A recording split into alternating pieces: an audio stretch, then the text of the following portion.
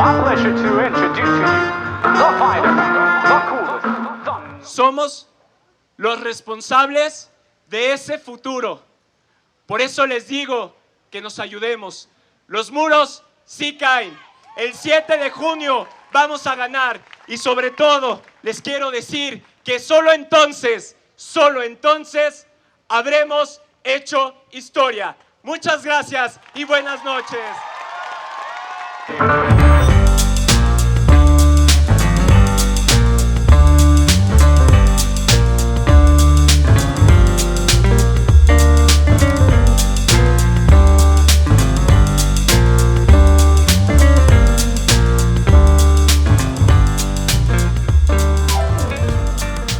Hola, ¿qué tal? Buenos días. Buenos días. ¿Qué tal? Estamos en la Glorieta Chapalita, donde aproximadamente hace 6 meses hizo un cierre de campaña histórica aquí en Jalisco. Y nos encontramos ahora con su entonces candidato, ahora diputado del Distrito 10 en Zapopan, Pedro Kumamoto. Hola Pedro, buenos días. Buenos días y es un gusto estar aquí. Muchas gracias por aceptar, Pedro. Pedro, después de una campaña histórica, primer candidato independiente en Jalisco, casi todo fundamentado en redes sociales, la campaña. Un presupuesto bajísimo y así arrasaron. Más de 57,000 votos, más del 37%. Lo dijeron y lo demostraron, los muros sí caen. Ahora en el Congreso, después de 6 meses, Pedro, ¿los muros siguen cayendo? Bueno, la noción de, o por lo que yo considero que es tan poderoso el concepto de los muros sí caen, es que siempre va a haber un muro que se tiene que caer. Claro. Y parte de la potencialidad que puede tener esta idea de derribar muros es esencialmente hablar de idealismo, pero de praxis claro. a la par. Entonces, los muros siguen cayendo y se necesitan seguir y continuar cayendo, porque a final de cuentas, cuando hablamos de muros, son 1000 cosas, ¿no? Puede ser, por ejemplo, una mujer que es golpeada por su esposo puede ser claro. un muro. Puede ser para un joven que no puede entrar a la universidad pública, un muro es precisamente el sistema universitario mexicano público, pero en este caso, los muros que tenemos que tirar son muchísimos y no van a ser simples, no van a ser rápidos, claro. Van a necesitar mucha ayuda. Estoy hablando de corrupción, estoy hablando de tráfico de influencias, estoy hablando de prácticas sectarias, de apoyar a tus amigos, de entender a la política como un espacio para obtener trabajo, pero no para desarrollar programas, políticas, ideas, legislación. Entonces eso es algo que toma tiempo, pero estoy muy contento porque hemos propuesto o hemos iniciado con 2 meses de trabajo, sí. Ya con 2 propuestas que son importantes, que buscamos de alguna manera modificar el ecosistema político de Jalisco y espero que poco a poco de México. También, por otro lado, estamos renunciando a prácticas o generando nuevas prácticas que tienen que ver con una mayor rendición de cuentas, presentar una declaración patrimonial, fiscal, claro. De intereses. También, por otro lado, renunciar a un sueldo grosero en un país que está sumido en la pobreza, en donde yo gano donde yo obtengo nada más el 30% de mi salario, porque me parece que estamos viviendo en un país donde los funcionarios públicos no tienen relación en sus sueldos con lo que viven la mayoría de las personas, un obrero, una profesora, un maestro, ¿no? Entonces, lo que nosotros estamos haciendo con esto no es simplemente un ejercicio de ganar el poder, sino también es un ejercicio de reflexionar sobre el poder mientras se detenta, que esa claro. Es la parte, pues podríamos decir, experimental de lo que hacemos en Wikipolítica y lo que hicimos en este proceso de elección. Claro, básicamente impulsar la participación ciudadana, ¿no? Exacto. Porque creo que mucha gente, cuando hablo de Pedro Kumamoto, con mucha gente del Distrito 10, como que empiezan a creer que Pedro Kumamoto está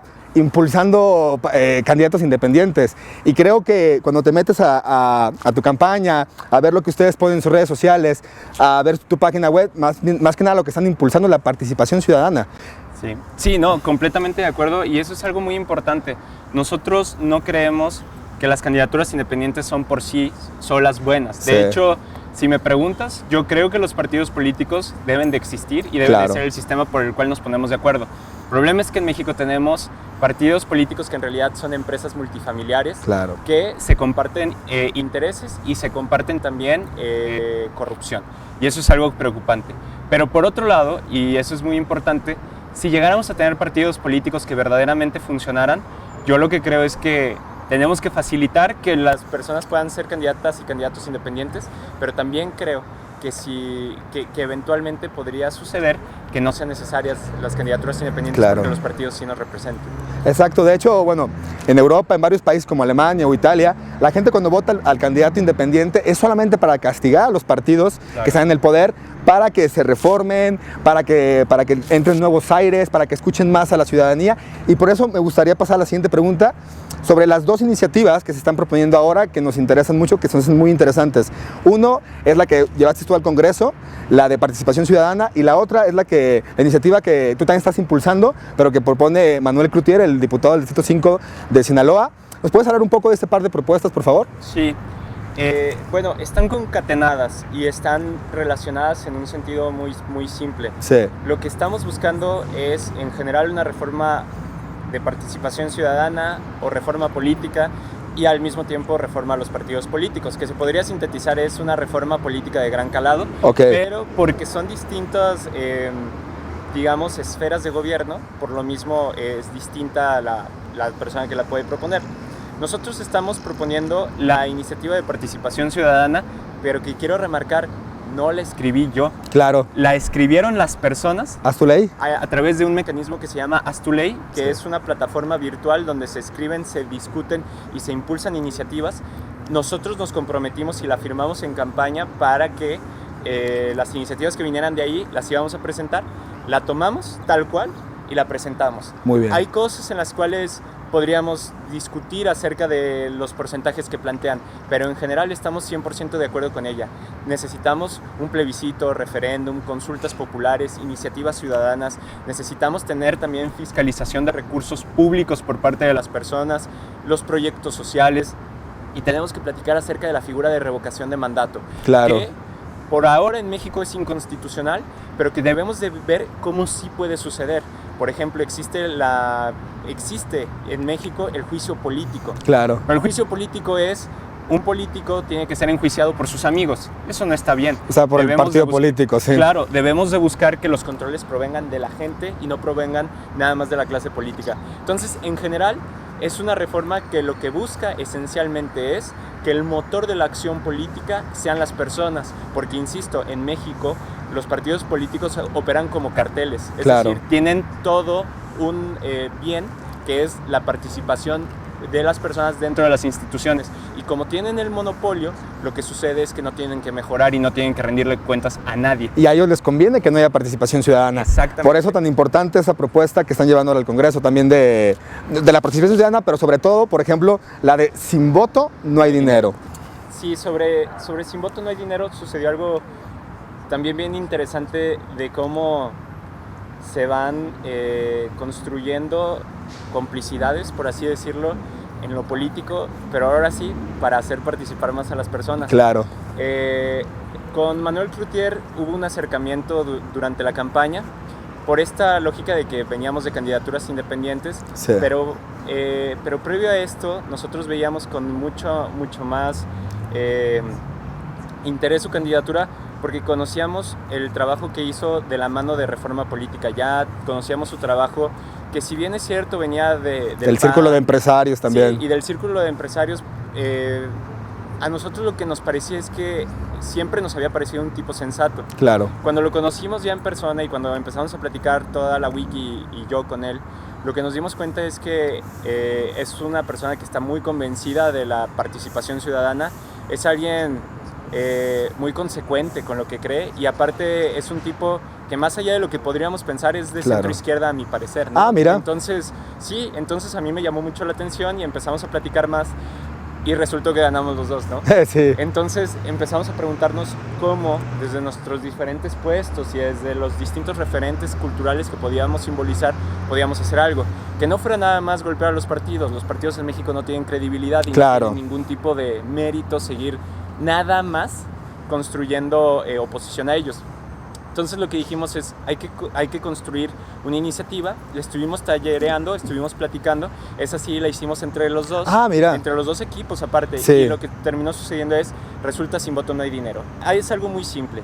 En México, para darle o asignarle los recursos económicos a los partidos políticos, lo que sucede es que multiplicas 0.65 del salario mínimo, Sí, es decir, cerca de 50 pesos, por ponerlo así, 45 claro, pesos, por cada padrón electoral. por el padrón electoral. Y eso está muy mal. ¿Por qué? Sí. Porque en México el padrón electoral es casi igual a las personas que hay, casi. Sí, Pero de ese padrón electoral, las últimas elecciones votó el 48%. imagínate. ¿Qué significa esto? Que si va a votar tu mamá y la mía, Sí, o si va a votar 100 millones de personas, ganan exactamente lo mismo los partidos políticos. Sí. Por eso nosotros buscamos reformar que el financiamiento público esté ligado a la cantidad de votos válidos emitidos. ¿Por Claro. qué? Porque también puedes ir a votar, pero Sí. puedes votar nulo. Claro. Eso significa que no reciben tan poco dinero. Para nosotros es muy importante eso, porque hoy quien está en descontento con el sistema electoral Claro. o político mexicano no tiene maneras de demostrarlo, o puede no ir a votar, Sí. pero no tiene ninguna No tiene voz. consecuencia. Eso para nosotros es muy relevante. ¿Por qué? Porque, insisto, el 30% de los recursos de los partidos políticos se reparten de manera equitativa. claro. Y ese recurso sale de esta operación que acabo de decir. Sí, Y el otro 70% se reparte, pero tomando en cuenta el 30%.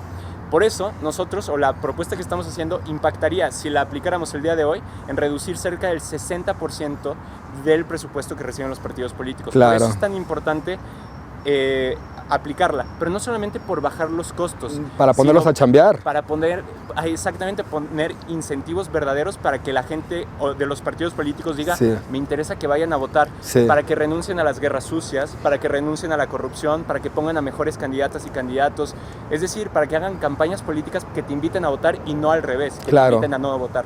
Sí, porque básicamente en eso van sus campañas. Exacto. A los candidatos ahora de la partidocracia les conviene que la gente tenga una apatía política, Exacto. porque eso los mantiene en el poder. Por ejemplo, ese par de iniciativas, si nosotros paráramos a la gente que va pasando por aquí o hiciéramos una encuesta ciudadana, estamos casi seguros que la gran mayoría estaría de acuerdo, pero casi nunca se aprueban en el Congreso. ¿Qué herramientas tienen los ciudadanos que no son del Distrito 10 para poder ayudar a impulsar a que se apruebe esa ley?